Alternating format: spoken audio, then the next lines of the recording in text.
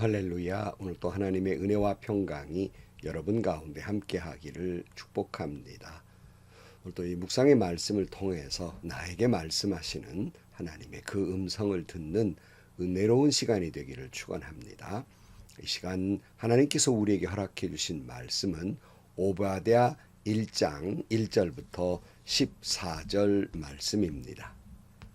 이것은 오바댜가 받은 계시이다. 주 하나님이 에돔을 두고 하신 말씀이다. 주님께서 여러 민족에게 천사를 보내시면서 너희는 일어나라 에돔을 쳐 부수러 가자 하신 말씀을 우리가 들었다. 나는 여러 민족 가운데에서 너를 가장 보잘것없이 만들겠다. 모든 사람이 너를 경멸할 것이다. 내가 바위 틈에 둥지를 들고 높은 곳에 집을 지어놓고는 누가 나를 땅바닥으로 끌어낼 수 있으랴 하고 마음속으로 말하지만 너의 교만이 너를 속이고 있다. 내가 독수리처럼 높은 곳에 보금자리를 꾸민다 하여도 내가 별들 사이에 둥지를 튼다 하여도 내가 너를 거기에서 끌어내리고야 말겠다. 나 주의 말이다. 너에게 도둑대가 들거나 밤중에 강도떼가 들이닥쳐도 자기들에게 필요한 만큼만 빼앗아 간다. 포도를 털어가는 사람들이 들이닥쳐도 포도송이 얼마쯤은 남겨놓고 간다. 그런데 에서야 너는 어찌 그처럼 샅샅이 털렸느냐? 내가 깊이 숨겨둔 보물마저 다 빼앗기고 말았다. 너와 동맹을 맺은 모든 나라가 너를 나라 밖으로 쫓아내고 너와 평화조약을 맺은 나라들이 너를 속이고 너를 정복하였다. 너와 한 밥상에서 먹었던 동맹국이 너의 발 앞에 올가미를 놓았다. 너의 지혜가 어디 있느냐? 나 주가 말한다. 그날에는 내가 에돔에서 슬기로운 사람을 다 없애고 에서의 방방곡곡에 지혜 있는 사람을 남겨두지 않겠다. 대만아 너의 용사들이 기가 꺾이고 에서의 온 땅에 군인은 한 사람도 남지 않고 모두 다 칼에 쓰러질 것이다. 내 아우 야곱에게 저지른 그 폭행 때문에 내가 치욕을 당할 것이며 아주 망할 것이다. 내가 멀리 서서 구경만 하던 그날 이방인이 야곱의 재물을 늑탈하며 외적들이 그의 문들로 들어와서 제비를 뽑아 예루살렘을 나누어 가질 때 너도 그들과 한패였다.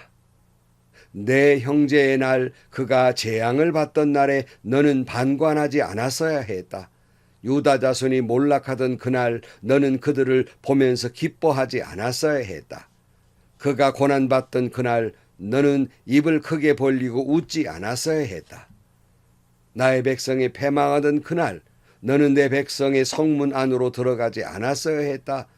나의 백성이 패망하던 그날 너만은 그 재앙을 보며 방관하지 않았어야 했다. 나의 백성이 패망하던 그날 너는 그 재산에 손을 대지 않았어야 했다. 도망가는 이들을 죽이려고 갈라지는 길목을 지키고 있지 않았어야 했다. 그가 고난받던 그날 너는 살아남은 사람들을 원수의 손에 넘겨주지 않았어야 했다. 아멘. 오늘부터는 오바댜를 묵상하고자 합니다. 오바댜는 이방 나라 에돔에 대한 심판을 말씀하고 계시는 내용입니다. 에돔 그러면 거슬러 올라가면 이스라엘과는 어찌 보면 한 형제들입니다.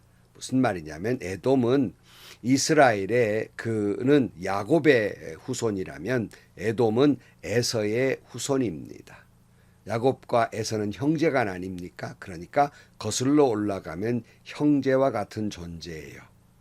이 형제와 같은 나라가 서로 늘 불편한 관계에 놓입니다. 이웃 나라끼리 보통 이해득실 때문에 사실은 사이가 안 좋잖아요. 그 중에 하나가 민수기 20장에 보면 이스라엘 백성들이 출애굽을 하는데 이 에돔 지역이 교통의 요충지란 말입니다. 꼭 지나가면 좋을 요량으로 모세가 사신을 보내서 좀 지나가게 해달라고 요청을 해요. 지나가더라도 큰 길로만 갈 것이고 행여나 어떤 포도원에 들어가서 해를 끼치거나 샘에 있는 물도 마시지 않겠다고 이렇게 말하면서 길을 좀 지나가게 해달라고 부탁을 했지만 에돔 왕은 거절을 하게 됩니다. 이런 일들이 있었고요. 뿐만 아니라 오늘 특별히 오바댜의 하나님의 심판을 말씀하시는 까닭은 지금 역사적으로 보면 북이스라엘은 이미 아수르에게 멸망을 당한 상태고 이제 남유다가 바벨론에게 멸망을 당하는 상태입니다. 좀 그런 위기가 남유다에 있으면 그래도 거슬러 올라가면 형제들이니까 적어도 에돔은 이 위기를 닥친 남유다에게 어떤 도움을 주어야 했습니다. 그러나 도움은커녕 잘 됐다 하고 웃고 즐기고 오히려 약탈하는 일들을 저지릅니다. 오히려 남유다를 침략하는 바벨론 편에 들어서 괴롭힙니다. 남유다가 멸망할 때 그들은 도리어 남유다를 쳐들어가서 그 지역을 차지하고 약탈을 일삼습니다. 바벨론 포로로 끌려가지 아니하려고 도망가는 사람들의 길목을 막아놓고 그들을 죽이거나 또는 바벨론 사람들에게 넘겨주기도 합니다. 그게 오늘 본문에 다 나오는데요. 지금 하나님이 에돔을 심판하시려는데 중요한 두 가지 이유가 있어요. 하나는 그들의 교만입니다. 그리고 하나는 그들의 이 이웃에 대한 고통, 형제에 대한 고통을 방관한 죄입니다. 아무것도 하지 않은 거예요. 이게 죄라는 겁니다. 2차 세계대전 때 어느 영화에 보니까 프랑스 레지스탕스들이 독일군에게 붙잡혔어요. 끌려가는데 그 중에 한 사람이 나는 레지스탕스가 아니고 나는 아무 짓도 안 했습니다 하고 야단을 합니다. 이때 함께 끌려가던 레지스탕스 한 사람이 이런 말합니다. 너의 죄는 너의 조국을 위해서 네가 아무것도 하지 않은 죄다. 그런 말을 합니다. 여러분, 이웃에게 대해서 특별히 이웃의 고통에 대해서 내가 아무것도 하지 않은 것은 죄라고 말씀하고 있습니다.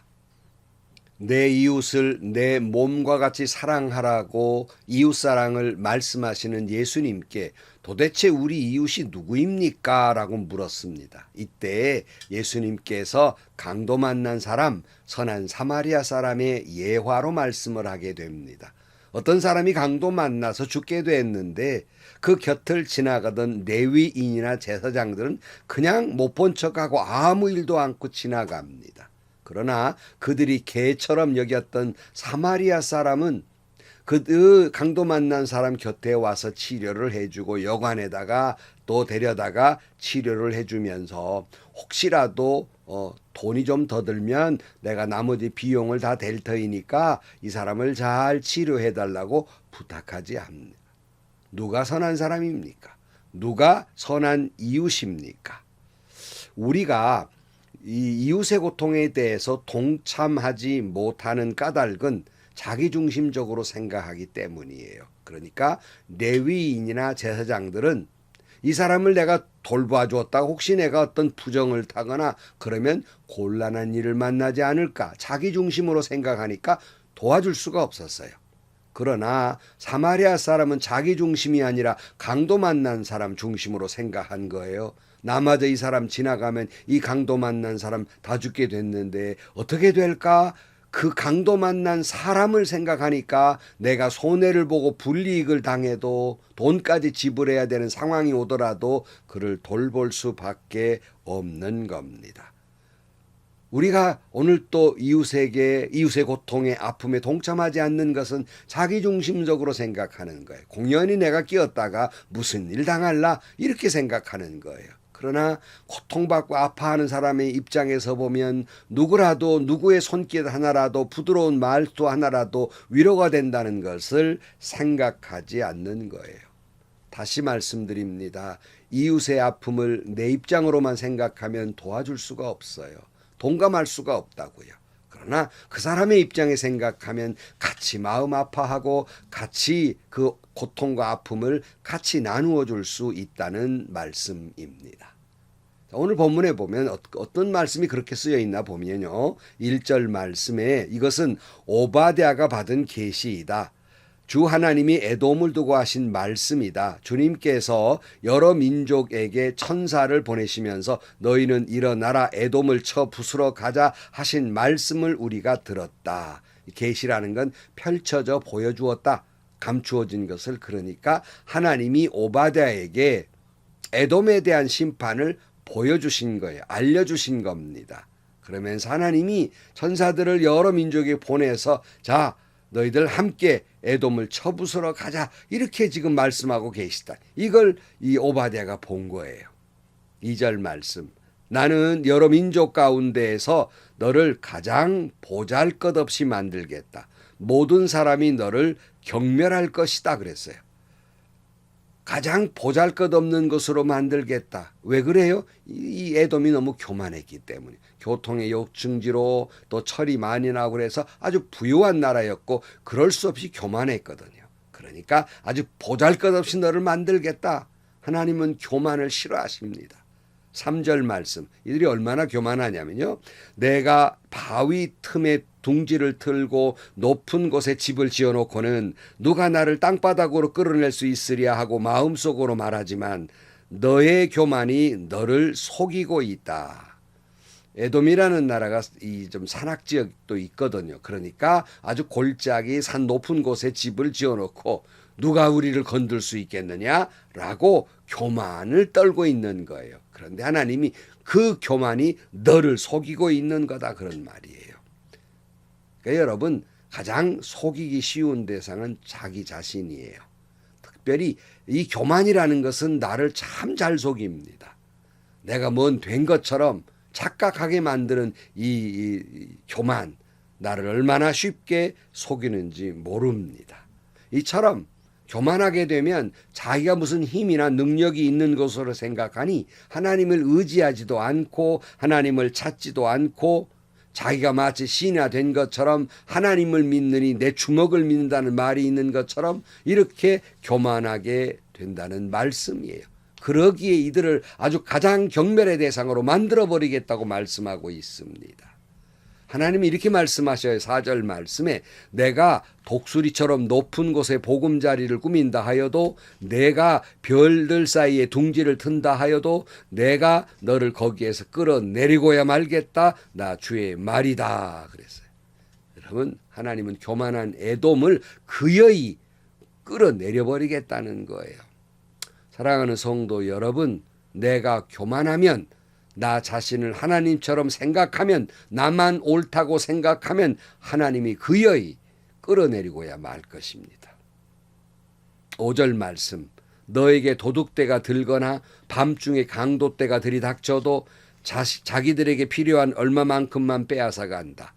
포도를 털어가는 사람들이 들이닥쳐도 포도송이 얼만쯤은 남겨놓는다. 그런데 에서야 너는 어찌 그처럼 샅샅이 털렸느냐? 내가 깊이 숨겨둔 보물마저 다 빼앗기고 말았다.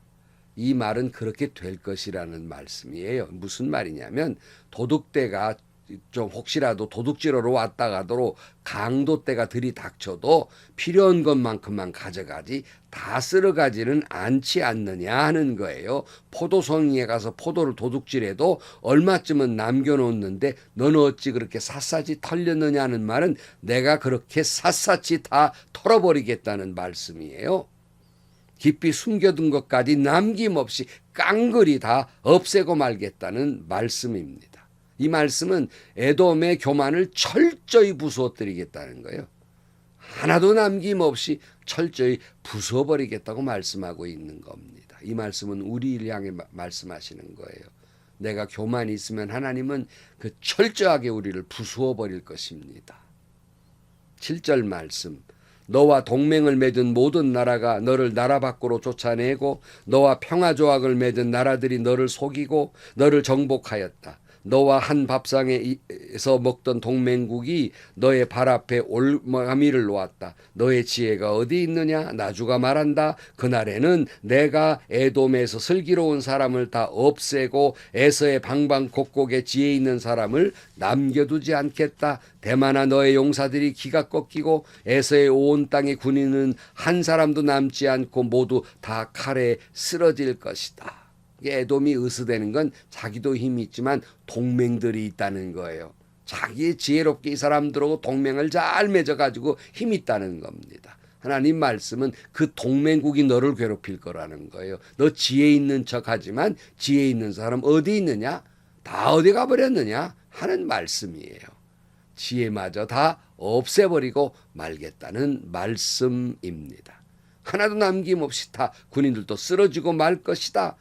이 말은 철저하게 부숴버리겠다는 거예요. 여러분이 뭔가 의지하고 내가 된 척하고 하나님 앞에 교만하게 생각하는 것이 있다면, 여러분이 하나님보다 더 의지하는 것이 있다면, 그래서 교만하다면 하나님은 철저하게 그것을 부수어 버릴 것입니다. 깡그리 없애버릴 것입니다. 자, 이들의 교만 때문에 심판하실 뿐만 아니라 그 야곱의 고통을, 남유다의 고통을 보면서 오히려 박수치고 비웃고 폭행을 저지르는 것 때문에 도리어 치욕을 당하게 될 것이라고 말씀합니다. 그게 남유다의 고통을 방관한 죄입니다. 10절 이하에 내 아우 야곱에게 저지른 그 폭행 때문에 내가 치욕을 당할 것이며 아주 망할 것이다. 내가 멀리 서서 구경만 하던 그날 이방인이 야곱의 재물을 늑탈하며 외적들이 그의 문으로 들어와서 제비를 뽑아 예루살렘으로 나누어 가질 때 너도 그들과 한패였다. 내 형제의 날 그가 재앙을 받던 날에 너는 방관하지 않았어야 했다. 유다 자손이 몰락하던 그날 너는 그들을 보면서 기뻐하지 않았어야 했다. 그가 고난받던 그날 너는 입을 크게 벌리고 웃지 않았어야 했다. 나의 백성이 패망하던 그날 너는 내 백성의 성문 안으로 들어가지 않았어야 했다. 나의 백성이 패망하던 그날 너만은 그 재앙을 보며 방관하지 않았어야 했다. 나의 백성이 패망하던 그날 너는 그 재산에 손대지 않았어야 했다. 그랬어요. 아까 처음에 말씀과 다 나오는 거예요. 남유다가 이렇게 포로로 끌려갈 때 방관하지 말았어야 되지요. 쳐들어가서 약탈하지 말았어야 되지요. 비웃지 말았어야 되지요. 적어도 너만은 그래서는 안 되는 것이 아니었겠는가. 남유다, 그 형제와 같은 남유다의 패망을 보면서 어찌 내가 거기서 사익을 취할 수 있겠느냐. 너만은 그래서는 안 되는 것이었다 말씀하고 있는 거예요. 14절 도망가는 이들을 죽이려고 갈라지는 길목을 지키고 있지 않았어야 했다. 그가 고난받던 그날 너는 살아남은 사람들을 원수의 손에 넘겨주지 않았어야 했다. 아까 처음 말씀드렸잖아요. 바벨론 포로로 끌려가지 않으려고 도망가는데 길목을 딱 지키고 있다가 그들을 죽이든지 아니면 바벨론에게 넘겨주든지 이런 일을 한단 말. 너만은 그래서는 안 되었다 하는 말씀입니다. 여러분, 나의 교만은 나를 철저하게 속이고 있는 거예요. 여러분 자신의 교만 때문에 여러분 속아서는 안 됩니다.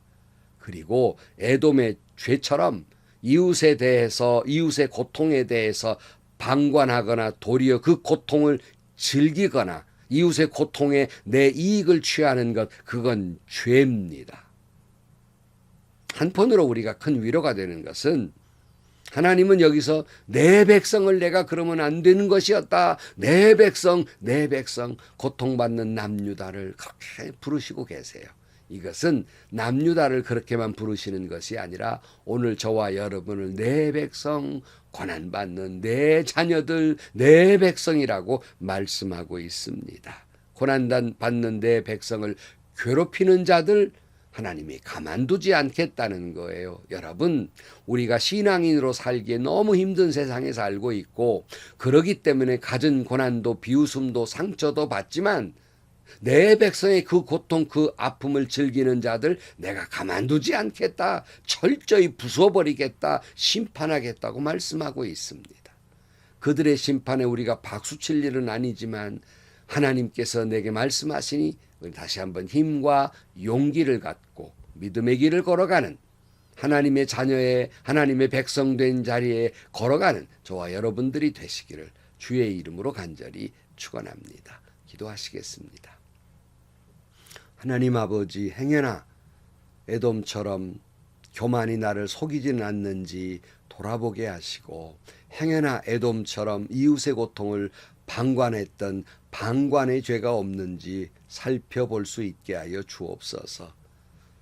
예수를 믿기 때문에 하나님의 자녀이기 때문에 당하는 고통, 내 백성의 고통을 가만두지 않겠다고 말씀하신 주님, 오늘 또 우리 믿는 이들을 괴롭히는 자들을 가만두지 아니하신 하나님, 그들을 심판하시고 우리를 승리하게 해주실 줄로 믿습니다.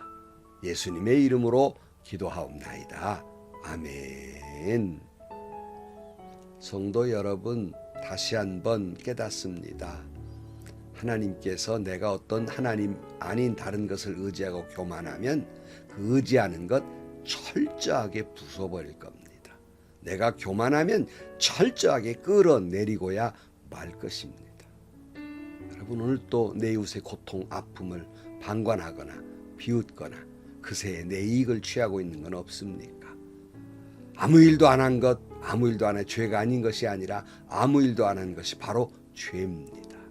이웃의 고통을 나누어 가질 줄 아는 여러분들이 되시고, 오늘 어떤 고통을 받고 있습니까? 나를 괴롭히는 자들, 하나님을 믿는 백성들을 괴롭히는 자들, 하나님이 가만두지 않을 것입니다. 용기를 갖게 되기를 축원합니다. 행복하시고요, 좋은 일이 가득한 하루가 되시기를 주님의 이름으로 간절히 축원합니다.